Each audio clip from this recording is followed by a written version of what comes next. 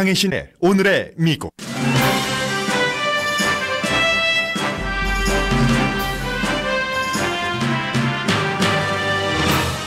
34지구 연방 하원 의원 선거 결과 최초의 한인 2세 연방 하원 의원 탄생의 꿈은 접혔습니다. 라티노 정치인이 전통을 이어받았습니다. 한인 로버트 리안 후보는 연방 하원 의원이 되지 못했지만 이번 선거 결과는 패배가 아니라 발전이었습니다. 잠시 뒤 로버트 안 후보에게 직접 들어보겠습니다. 한국에서 사드 추가 설치가 중단되자 미국이 주목합니다. 뉴욕타임즈는 최종 결과는 알 수 없지만 사드가 지나치게 정치화될 위험이 있다고 지적했습니다. 북한이 파리 기후조약에서 탈퇴한 미국을 이기적이라고 비난합니다. 기후변화를 도전이자 기회로 보는 시진핑 주석과 제리 브라운 캘리포니아 주지사가 만나 기후변화에 대한 대책 마련을 공조하기로 합의했습니다. 중국 주석이 미국 주지사를 만나는 일은 드뭅니다. 중국은 유인 달 착륙 프로그램을 현실화하고 있습니다. 미국 대통령 아들이 공개적으로 민주당은 메시지 없이 대통령 때리기만 한다고 비난했습니다. 실리콘밸리의 억만장자들이 미국 공립학교를 자신들의 철학에 따라 다시 만들고 있습니다.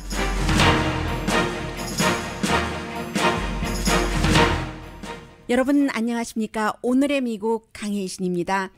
20년 넘게 라티노 정치인 자리였던 34지구 연방 하원 의원 자리가 또다시 라티노 정치인에게 넘겨졌습니다. 코리아타운을 포함해서 많은 보일 하이츠라든가 하일랜드 파크 그쪽이 포함된 곳입니다. 인구의 70%가 라티노였고 유권자의 50%가 라티노, 한인 유권자는 6%. 그래서 유권자 숫자로만 보면 라티노가 약 15만 명, 한인 유권자가 약 2만 명이었습니다. 60% 대 40%, 19,760표 대 13,100표. 그래서 로버트 리안 후보의 정밀한 타겟만으로는 라티노인 지미 고메스 현 주 하원 의원을 지지하는 라티노 숫자를 도저히 극복할 수가 없었습니다. 그리고 이 34지구의 반 정도가 이미 지미 고메스 주 하원 의원의 지역구였습니다. 그렇지만 어제 그 선거 결과가 끝나고 나서 많은 분들께서 이것은 발전이었다라고 얘기를 하고 계십니다. 지금 로버트 리안 후보 연결됐습니다. 안녕하세요. 네, 안녕하세요. 네, 그동안 애 많이 쓰셨고 지금 한인분들께 분명히 하고 싶은 얘기가 있으실 것 같습니다. 네, 그동안 우리 캠페인을 위해서 응원해 주시고 지지해 주셔서 너무 감사드리고요. 또 그 많은 분들이 사실 고생도 많이 하고 희생을 많이 했습니다. 이 캠페인을 위해서. 그래서 특별히 그분들에게 너무 진심으로 감사드리고요. 우리 커뮤니티 지지 없이는 우리가 여기까지 올 수도 없었습니다. 우리가 처음에 출마를 했을 때 아무도 특히 타민족 커뮤니티에서 우리의 아무런 찬스 안 줬어요. 그런데도 23명 중에 우리가 탑2에 피니시해갖고 2월 6일 결선까지 진출한 게 너무 감사합니다. 네, 그리고 또 열기도 대단했잖아요. 이 정치에 참여한다는 한인 사회의 열기도요. 예. 제가 지금 하나 궁금한 것은 지난번에 예비선거 때도 선거 끝나자마자 그 다음 날은 이 로버트 리안 후보가 그 몇천 표나 덜 받은 걸로 나왔는데 나중에 계산해 보니까 몇천 표가 더 올라갔거든요. 이번에도 네. 지금 발표한 거 100% 개표라고는 하지만 한 3만 3천 그 정도밖에 안 되던데 지난번에 예비선거 때 4만 5천 표였던 거에 비하면 아직도 좀 계산될 숫자가 남아있는 건 아닌가요? 네, 맞습니다. 아무래도 며칠 사이에 그 갭이 많이 작아질 거예요. 네, 갭은 작아질 거니까 여러분들 또 한 번 약간의 그 기쁨을 맞이할 수 있는 시간이 있으실 것 같고요. 예. 아무튼 그렇게 말씀하신 것처럼 주류 사회에서 도저히 안 될 것이다 하는데 용기 있게 나가셨고 많은 한인분들이 지원을 하셔서 여기까지 왔는데 잘하긴 했지만 완전히 그 이기지 못한 그 이유는 더 분석이 있어야겠지만 밤새도록 생각하셨을 때는 이유가 어디 있었을까요? 네, 정확한 답은요. 일단은 그 데이터를 우리가 다시 봐야 됩니다. 네. 그 데이터가 아직 다 안 나왔고요. 근데 저의 느낌에는 일단은 고메스 쪽에서 굉장히 좋은 조건이 많았어요. 일단은 아까도 말씀드렸지만 현재로서 주하원 의원이에요. 지금 그 51지구에. 그래서 반 이상 지금 현재 34지구의 반 이상을 대변하고 있거든요, 이미. 네. 그래서 그런 어드밴티지가 있고 또 모든 그 민주당 또 에스타블리시먼트 정치인들이 다 엔도스먼트 그쪽을 했고 또 LA 타임즈 엔도스먼트 받았고 그래서 여러 가지로 이게 참 어려운 싸움이었어요, 처음부터. 그리고 제가 한 가지 궁금한 것은 앞으로도 우리 한인들이 그 생각을 해야지 되니까요. 지금 유권자만 보면 인구가 아니라 그쪽 지역에서 유권자의 50%가 라티노고 한인이 뭐 6%에서 7% 정도, 흑인이 4% 정도, 그리고 이제 라티노가 아닌 히스패닉계가 아닌 그 백인 유권자가 30%였잖아요. 이 30%가 누구를 지지했는지 대강 지금 감은 잡고 계십니까? 그 30% 백인 투표 말씀하시는 거예요? 네네네. 그 정확한 브레이크다운은 아직 안 나왔습니다. 네. 며칠 더 두고 보겠습니다. 그리고 네. 졌지만 구체적으로 뭐 그 개인에게는 로버트리안 후보 개인에게는 어떤 성과가 있었고 또 커뮤니티에는 우리가 어떤 성과가 있었다고 보십니까? 네, 저는 너무 이런 기회가 저한테 오고 우리 커뮤니티를 이렇게 represent 할 수 있는 기회가 와서 너무 영광이고요. 저는 개인적으로 너무 이번에 많이 배운 것도 있고 굉장히 개인적으로 많이 발전이 됐다고 생각을 합니다. 그리고 이런 기회가 와서 너무 감사하고요. 우리 커뮤니티는 이 선거가 끝이 아니고 이제 겨우 시작이라고 봅니다. 이번 선거를 통해서 또 많은 분들이 참여를 했어요. 특히 어떤 분들은 미국에 20년 이상 살고 계셨지만 한 번도 등록을 안 하시고 한 번도 투표를 안 하신 분들이 있었어요. 근데 이번 선거 때문에 이번 선거를 통해서 처음으로 참여를 하게 됐고 또 많은 분들이 이 프로세스에 대해서 많이 배우게 됐습니다. 그래서 다음 선거 때는 더 많은 분들이 참여할 것이라고 믿습니다. 네, 일단 34지구 우리 코리아타운이 모두 포함되는 지역구에 차기 연방 하원 의원은 지미 고메스 그 당선자가 됐는데 한인들이 이번에 이렇게 많이 그 투표에 참여를 했는데 지미 고메스 당선자에게 그 한인들은 무엇을 또 어떻게 요구할 수 있을까요? 네, 이번에 우리 한인 커뮤니티가 참여하는 걸 보고 굉장히 놀랍게 생각하는 것 같아요. 그 고메스 캠프뿐이 아니고 모든 LA시의 정치인들이 지금 그렇잖아도 오늘 아침에도 그 가세리 시장님 그 치프 스태프께서 연락이 왔어요 벌써. 네. 그거는 바로 우리 한인 커뮤니티의 그 투표율 보고 연락이 온 것 같습니다. 그래서 앞으로는 우리가 요구할 거 다 요구를 해야 되고 지미 고메스가 이쪽 우리 한인 커뮤니티에 좀 신경 쓰게끔 우리가 목소리를 내야 됩니다. 예를 들면 어떻게 신경을 쓰게 해달라고 에스크를 할까요? 일단은 커뮤니티 미팅부터 하는 게 좋을 것 같습니다. 타운홀식으로 해갖고 우리 코리아타운 커뮤니티에 특별한 이슈나 컨서런 있는 거를 우리가 말씀드릴 수 있는 기회. 그리고 또 앞으로 어떤 식으로 같이 일을 할 수 있는지 이제 이런 계획을 세우는 게 참 좋을 것 같습니다. 같이 후보로서 겨루기는 했지만 로버트리안 후보도 그 같은 그 미팅 같은 것에는 참여를 하실 수 있겠네요. 지금 얘기 들어보니까. 네. 그러면 네. 네. 오늘은 쉬실 테고 내일 쉬시고 다음 주부터는 로버트리안 후보가 어떤 일을 시작하실까요? 네, 이제 또 다시 했던 일을 시작해야죠. 이제 변호사 일도 하고 이제 부동산 쪽도 이제 제가 이제 그동안 일한 것도 다시 시작하고요. 그리고 또 봉사도 다시 시작하고 제가 이제 현재로서 YMCA 이사로 있거든요. 그래서 다시 이제 커뮤니티 일도 시작하고 이제 계속해서 열심히 해야죠. 그러면서 분위기 보고 어떤 그 오픈 시트이 있으면 다시 정치인으로 도전하시겠고요. 예, 이제 그거는 이제 그 모든 상황을 보고 타이밍도 중요하고 또 그 특별한 그 스페시픽 기회를 봐야 되겠죠. 예.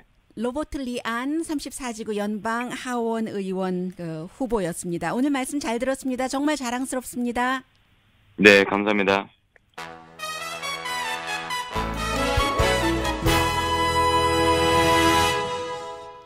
네, 정말 이번 캠페인이 아니었다면 그 우리가 알지 못했던 일, 일어나지 못했던 그런 일들을 너무 많이 경험을 했습니다.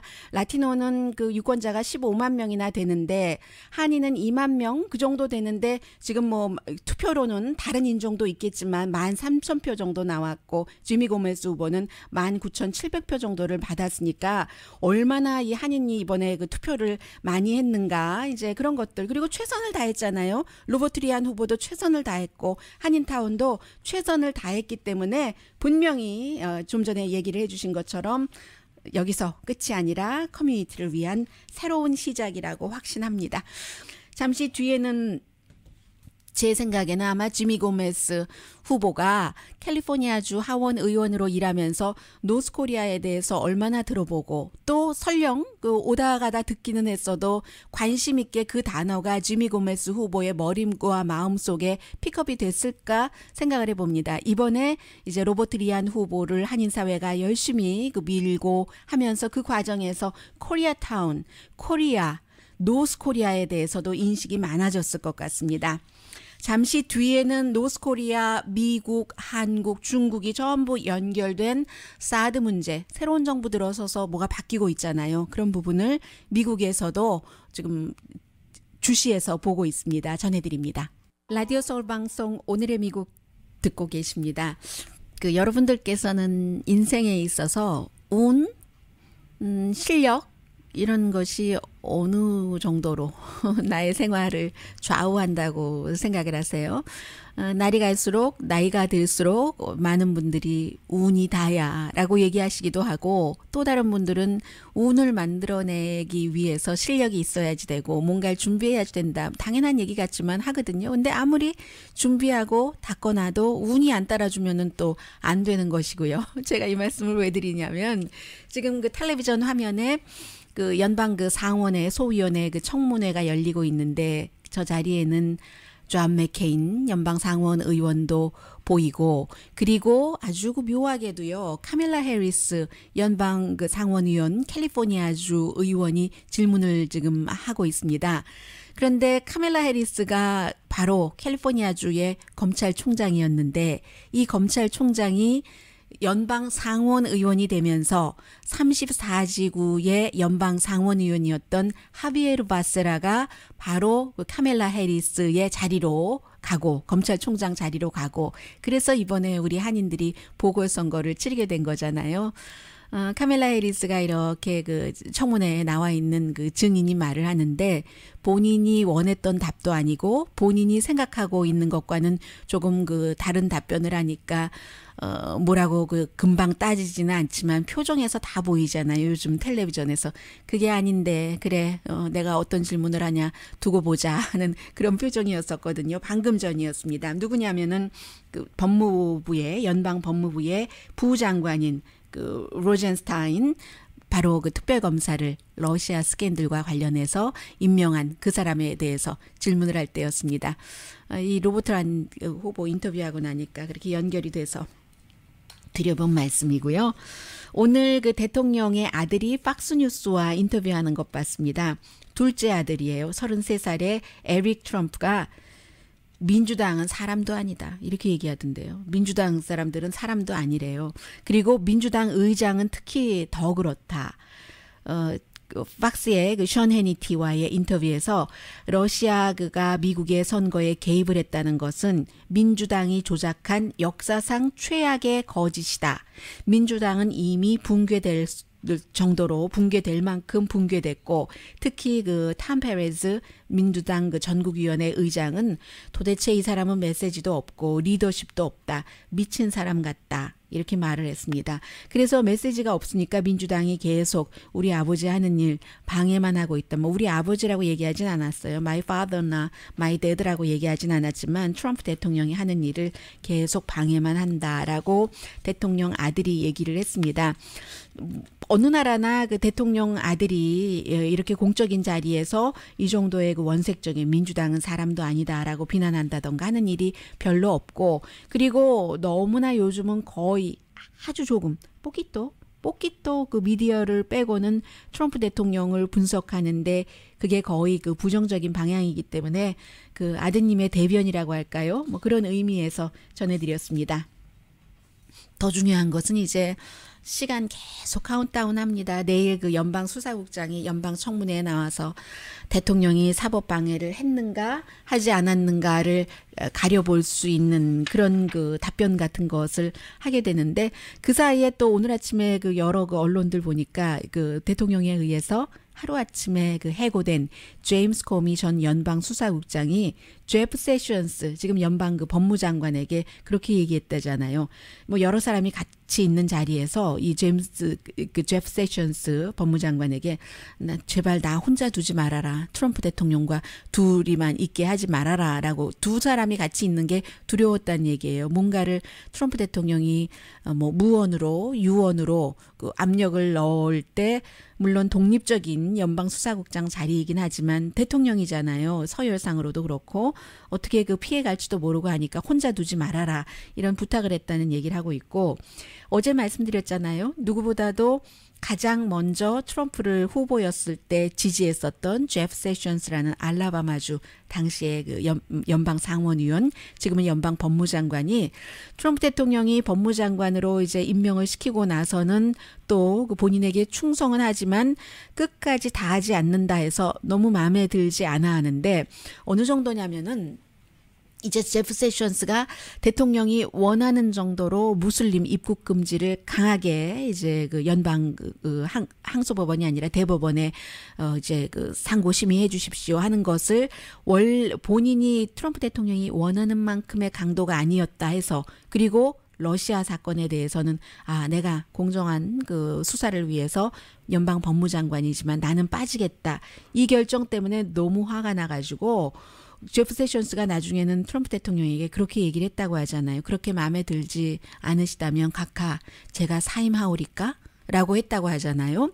지금 행정부에서는 이런 일들이 오고 가고 있고, 그리고 오늘 그 뉴욕타임스와 워싱턴 포스트가 각각 이 내용이 그 한국발이 아니고요.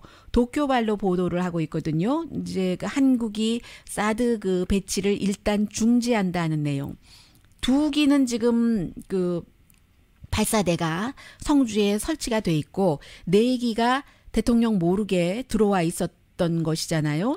보고를 대통령이 되고 나서도 제대로 받지 않은 것. 일부에서는 뭐 언론에 나왔는데 뭘 그러느냐라고 얘기를 하지만 정확하게는 언론이 뭐 그런 것 같다라고 뭘 한두 줄 나오기는 했지만 그것을 관계부처에서 대통령에게 보고를 하지 않았기 때문에 이것은 공식적인 보고라고 볼 수는 없다는 입장이 맞는 것 같고요.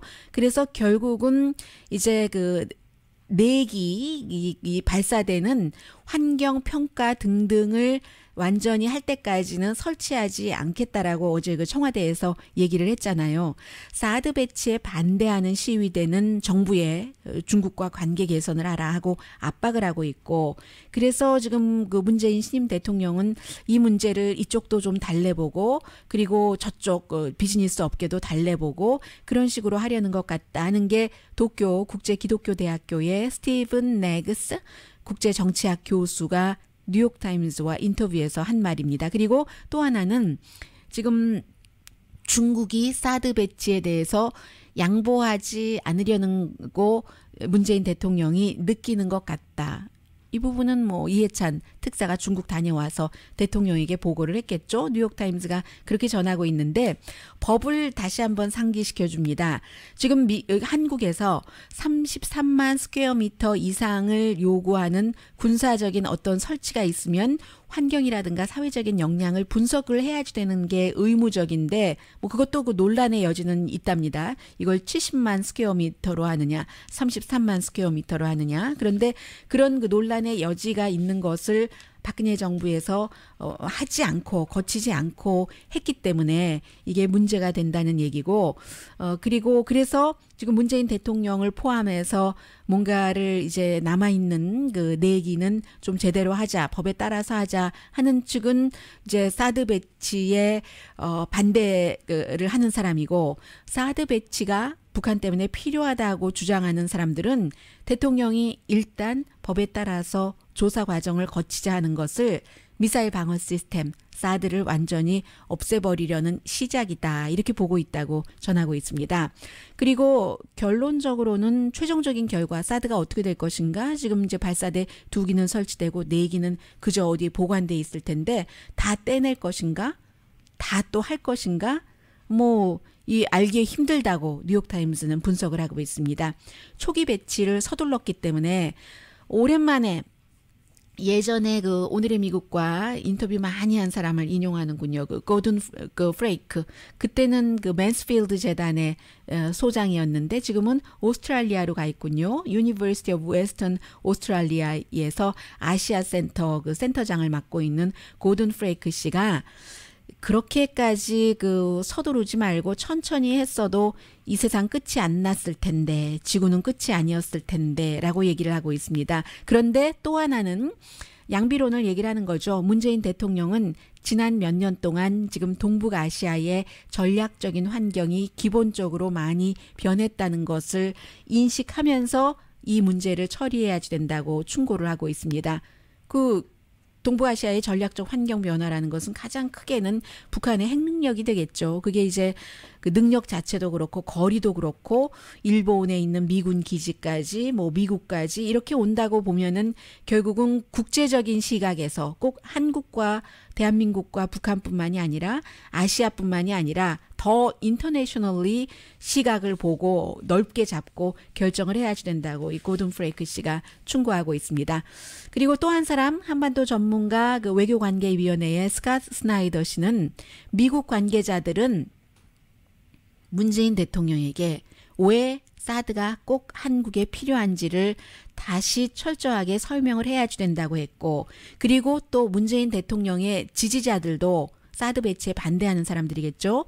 박근혜 전 대통령이 배치했다는 이유만으로 또는 중국이 그 비즈니스적으로 압박한다는 이유만으로 사드 배치를 거부해서는 안 된다고도 얘기를 하고 있습니다.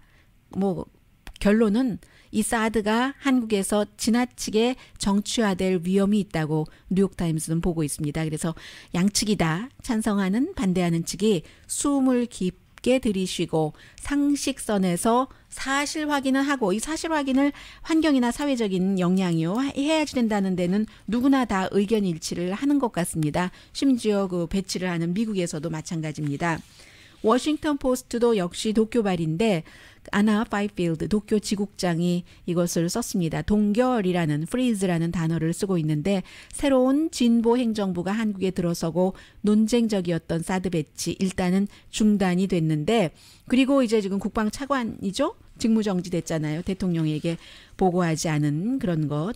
그래서 아마 적어도 1년 아니면 2년은 배치되지 못하고 그대로 있는 4기 그 발사대에 대해서는 그 정도는 걸릴 것이다라고 보는데 왜냐하면 이 기준이 그 괌에 그 사드가 배치될 때 23개월 환경과 사회적인 영향력을 파악하는데 그 정도 기간이 걸렸기 때문에 비슷하다면 1년 내지는 2년은 걸릴 것으로 보고 있는 것이고요. 그리고 또 하나의 워싱턴 포스트의 그 도쿄 지국장은 북한의 위협은 사실 오래전부터 있어 왔기 때문에 서두를 필요가 없다는 주장을 쓰고 있는데 그런데 여기에는 그 추가 설명이 약간 필요할 것 같은데 그 부분은 없네요. 북한의 위협이 오래전부터 김일성 주석 때부터 김정일 그 아들 또 그 김일성 주석의 손자까지 계속 핵 위협이 있어 온 것은 하지만 지금 그 김정은 때 굉장히 그 강해지고 그 뭐 또 넓어지고 한 것도 사실이잖아요. 또 북한의 미사일 그 테스트 성공률, 성능의 그 발전 같은 것은 있다는 그 부분은 얘기를 했네요. 올해 그 김정은이 현장에서 12번 봤는데 9차례 발사를 했죠. 근데 한 번에 뭐 3번 한 적도 있고 하니까 12번으로 계산을 했군요. 그런데 이것이 아버지 김정일 시대에는 17년 동안 16번밖에 테스트가 없었다는 거는 얼마나 많이 한 거예요. 김정은 들어오고 몇 년 사이에. 그리고 이제 대부분은 한국에는 뭐 당연히 다다를 수 있는 중거리 정도다라고 보도를 하고 있습니다. 미국에서 지금 보도를 하고 있는데 그 미국이 그 파리 기후조약에서 탈퇴한 것에 대해서요. 지난번에 말씀드렸잖아요. 시리아하고 어느 나라였었죠? 왜 갑자기 이름이 생각이 나지 않습니까? 니카라과. 이 두 나라만 빼고는 다 파리 기후조약에 가입이 돼 있는데 북한도 가입돼 있습니다. 원래 이 기후변화라는 것은 가난한 나라일수록 더 크게 영향을 받잖아요. 기후가 이상해지면은 뭐 식량 같은 것이 제대로 그 생산이 되지 않고 물이나 에너지도 부족해질 수 있고 그래서 이제 북한은 뭐 전에 이미 그 유엔 그 기후 컨벤션에도 참여를 하고 이번 조약에도 이제 그 조인을 했는데 북한이 미국은 파리 기후 조약에서 그 빠진다고 이렇게 선언한 것이 굉장히 이기적인 결정이다 비난을 합니다. 에고이즘의 극치다라고 표현을 했는데 북한 표현입니다. 미국은 단지 미국만 잘 먹고 잘 살면 된다는 인식인데 지구의 다른 나라에 대가를 치르게 해도 미국이 얼마나 비합리적이고 앞뒤를 가리지 않는 무모한지는 북한의 핵 프로그램에 대응하는 것을 보면은 알 수 있다. 이렇게 표현을 하고 있습니다.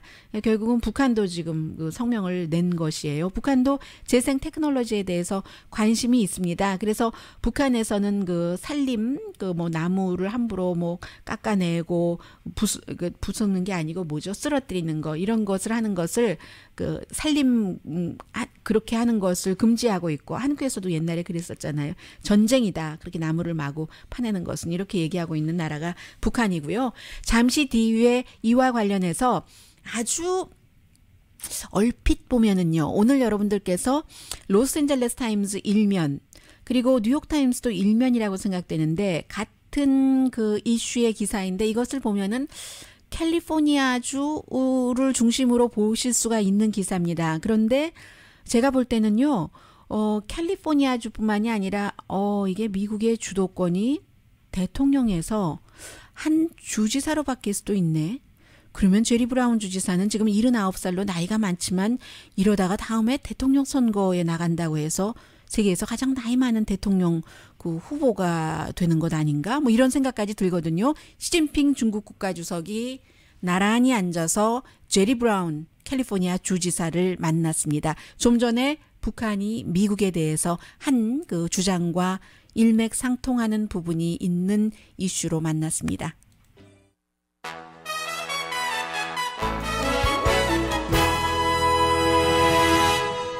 라디오 서울 방송 오늘의 미국 듣고 계십니다.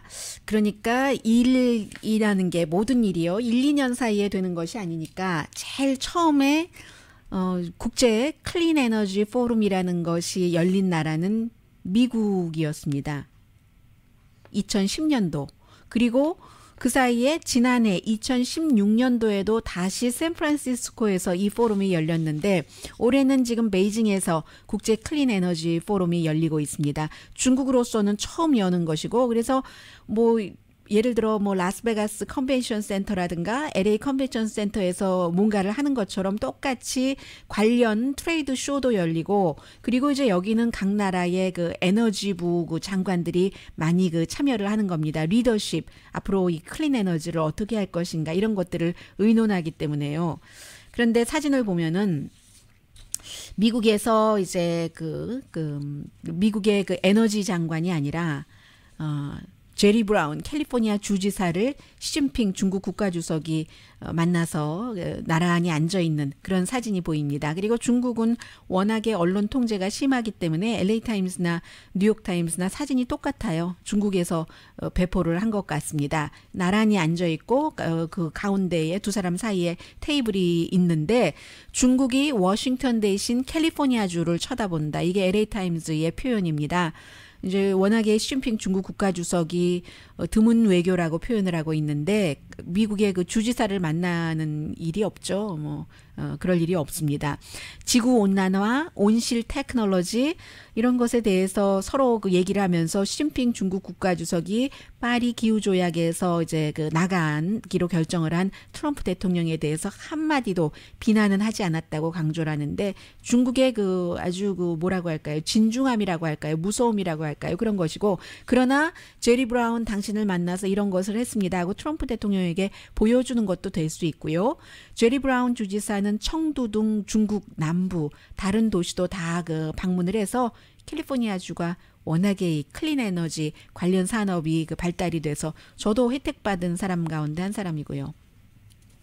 전기 자동차를 타기 때문에 캘리포니아주와 오바마 행정부에서 그 지원금을 그 자동차 한 대당 $10,000를 받았으니까요. 그런데 어쨌든 미국의 릭 페리 에너지 장관은 이 사람이 텍사스 주지사를 그 했는데 오일 그 기본으로 되는 그런 텍사스 주잖아요. 그리고 화석 연료 업계를 굉장히 그 지지하고요.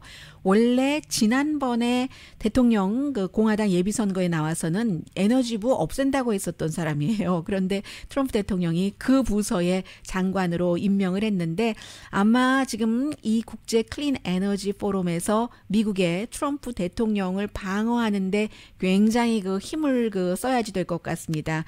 그래서 시진핑을 만나지 못하고 이렇게 있는데 시진핑 중국 국가주석 곡을 제리 브라운 주지사가 만난 것은 어느 날 갑자기 캘리포니아가 에너지를 이끌어가기 때문에 그 이유 하나만은 아닙니다.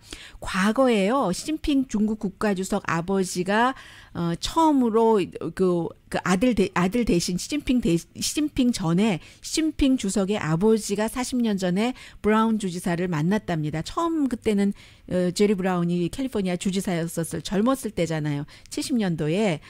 그리고 이제 브라운 주지사가 2012년도에는 부주석이었잖아요. 시진핑이. 부주석이었을 때 LA를 방문해서 만났고 2013년도에는 렌초 미라지에서 오바마 대통령 만날 때 만났고 그리고 또 시애틀에서도 만나고 그러니까 자주 만나서 두 사람은 좀 아는 아버지 때부터 아는 그런 사이예요. 그리고 캘리포니아주와 중국이 환경 이슈에 있어서 함께 일한 지도 오래됐고요.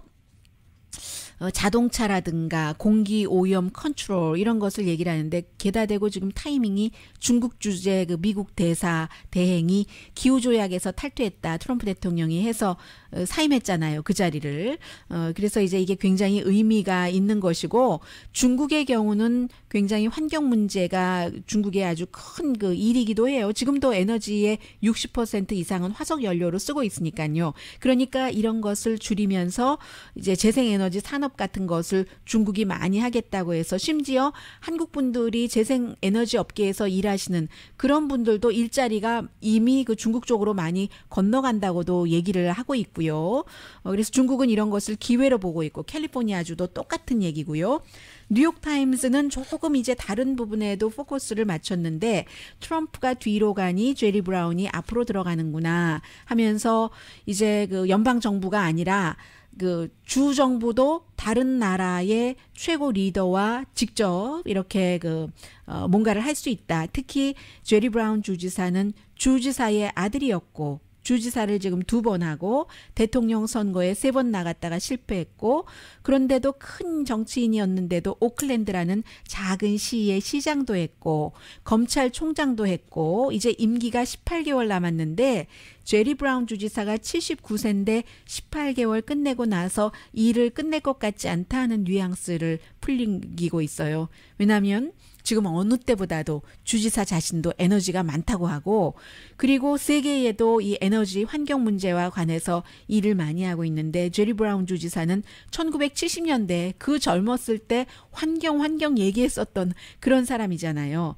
그래서 이제 게리 락 지금 그 워싱턴 주지사잖아요. 전에 주중 대사를 했고 그 사람이 그 뉴욕타임즈와의 인터뷰에서 얘기를 하는데 중국이 제리 브라운이라는 캘리포니아 주지사가 기후 변화에 있어서 굉장히 강한 리더라는 것을 알기 때문에 주석이 주지사를 45분 동안이나 만났습니다. 그런 그 만남의 기회를 마련을 한 것이다라고 얘기를 하고 있고요. 그래서 트럼프 대통령에게 중국은 트럼프 대통령 미국 없어도 유럽, 인도, 캘리포니아주와 일하겠다는 것을 보여주는 것이라고 얘기를 하는데 캘리포니아주가 뭐 경제 단위가 국가별로 6위 내지 7위 정도는 되잖아요. 세계에서. 그런 내용들 전하고 그래서 제리 브라운 주지사가요. 1894년도에 발간한 책을 시진핑 주석에게 선물 줬대요. 그 무슨 책이냐면은 캘리포니아주의 뭐 야생에 대해서 와일드 라이프에 대해서 쓴 자연주의자 그 존 뮤어가 쓴 그 The Mountains of California, 캘리포니아의 산들 이런 그 책을 선물 줬다고 하더군요. 그리고 뭐 이 내용은 확인 정도만 필요하겠네요. 오늘 영국의 텔레그래프도 다시 한번 확인했는데 2016년도에 중국이 의도를 밝혔는데 인간이 있는 인간의 달 착륙을 무인이 아니라 유인 달 착륙을 준비한다. 이것 역시 이번 주에 그 베이징에서 글로벌 스페이스 그 컨퍼런스에서 중국이 다시 한번 확인을 해준 내용입니다. 세계적인 분위기가 있기 때문에 뭐 인간이 몇 %를 지구 그 오염에 기여를 하느냐, 기여는 아니에요. 사실 이때의 단어는 그 아주 나쁜 영향을 미치느냐 아니냐, 이것이 완전히 가짜라 하더라도, 가짜일 리는 없겠지만 그렇다 하더라도 세계적인 추세가 이미 그쪽으로 맞춰졌잖아요. 산업 그 기반 같은 것들도. 그러면 어느 정도는 발맞춰가는 게 이제 기본이기는 하겠다는 느낌 들고요. 잠시 뒤에 실리콘밸리에서 교육을 지금 움직이려고 한다는데요.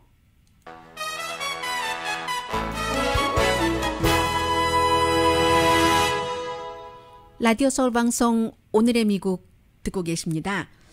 네, 실리콘밸리의 억만장자들이 미국의 그 공립학교를 다시 만들기를 지금 시작을 하고 있다는 얘기입니다. 그래서 뭐 많은 뭐 넷플릭스 또 그 페이스북 이런 곳의 그 CEO들이 하는데, 근데 테크놀로지 회사마다 약간씩 그 이념은 달라요. 예를 들어서 좀 잘 알려지진 않았는데 세일즈포스라는 곳의 CEO는 중학교 교장에게 10만 달러를 기부를 하면서 스타트업 창업자처럼 학교를 이끌어 주십시오. 관료주의처럼 하지 말고, 이렇게 얘기를 하는가 하면 캘리포니아주뿐만이 아니라 메릴랜드, 텍사스, 버지니아 다른 주에서도 그 영화 빌려보는 그 넷플릭스 같은 곳이요.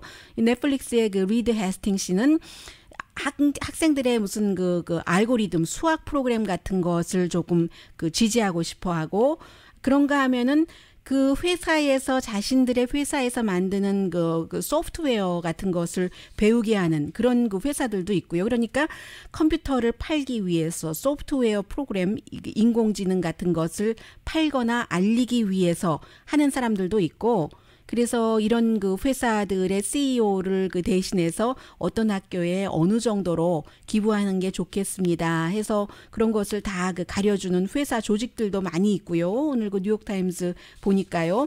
어떤 사람들은 테크놀로지 회사에서 그 민주주의 사회에서 공립학교의 목표에 개입을 하는 그런 것은 좀 뭔가 그 토론의 여지가 있다라고도 얘기를 하는데, 그런데 저는 왜 사람과 사람 사이에 접촉 같은 것을 기부하는 그런 회사는 없을까 하는 생각이 드는데, 뭐 어쩌겠어요. 지금 세상이 테크놀로지 세상인데요. 이런 것도 있긴 있어요. 오레곤주가 나무가 많이 나잖아요. 그래서 오레곤주에서 미국에서 처음으로 전체가 나무로 된 12층짜리 고층 빌딩을 진답니다. 펄 디스트릭이라는 곳에요.